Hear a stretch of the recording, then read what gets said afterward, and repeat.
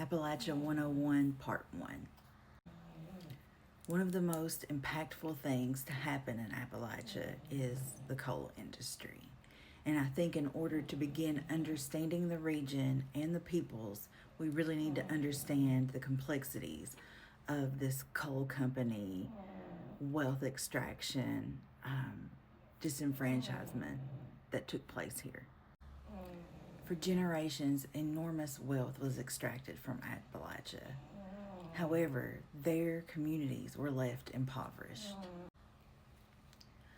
These large coal companies came into the region. They took over generational land. That was stripping wealth from them. They also built towns. People moved into them, and then they employed the men in those communities to extract coal from the mountains. These corporations owned the stores in these towns.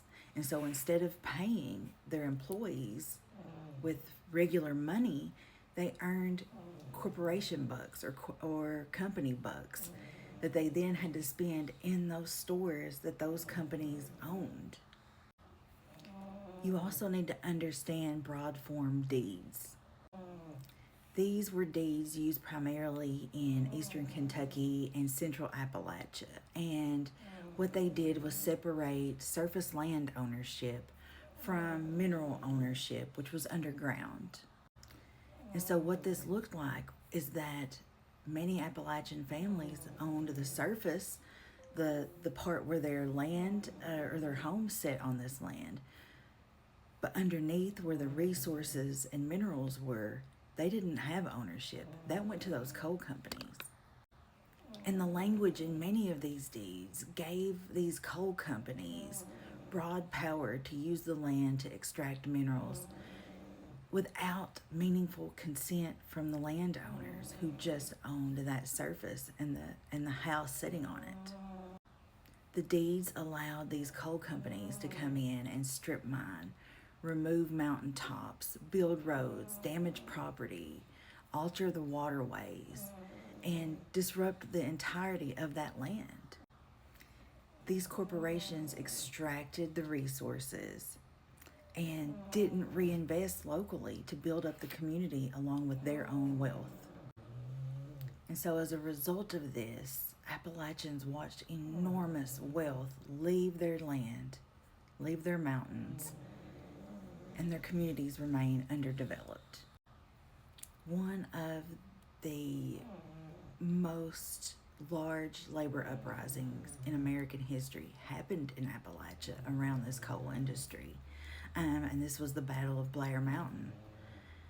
Miners started fighting for unionization.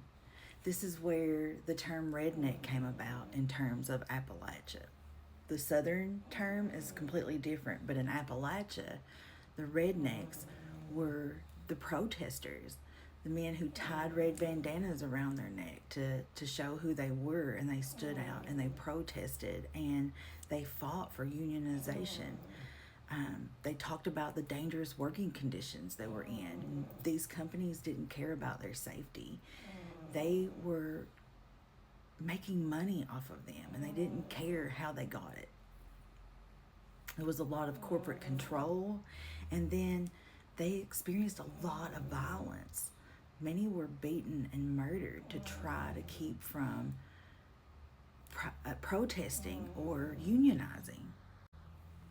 These miners started experiencing black lung disease. They had a lot of deaths because of the safety hazards, and their unions were suppressed. And it's important to understand that many Appalachians carry intergenerational memory of exploitation by industries that depended on their labor while resisting their attempts to unionize and to take care of themselves. These coal companies destroyed their mountaintops. They leveled them off so that they could mine. They really contaminated water, and no one tried to do anything about it. These chopping off those mountaintops led to flooding, a lot of environmental degradation, and then these people lost their ancestral land to to coal companies. Entire landscapes were altered in the name of economic development, often with local communities bearing the long-term consequences. And as I said a minute ago, these companies didn't reinvest into these communities. They were just left stripped and barren and contaminated. And these communities would hear the tokenism or promises that they were going to revitalize or make things better, but it never actually happened. And so, because they couldn't rely on, depend on, or trust any outside forces helping them, they built strong community amongst themselves. Mutual aid is a huge part of the Appalachian community where they learn to just take care of each other. You know, I remember hearing stories of widows and, women would prepare meals and make extra, and the men would deliver meals to these widows in the community to make sure that they had food to eat. Barn raisings, if someone's barn burnt and they needed a new one, the community would come together and help build it because they couldn't rely on anything outside of themselves. And so there is a really strong, deep sense of community here. But this also left a stain and a bitterness and a resentment towards corporations, governments who lied to them and made promises that they never delivered on. And so there's a lot of anti-establishment, anti-government beliefs inherent in these communities because of how they were treated. And I think in order to understand the political landscape, you have to understand these traumatic impacts that these folks experienced.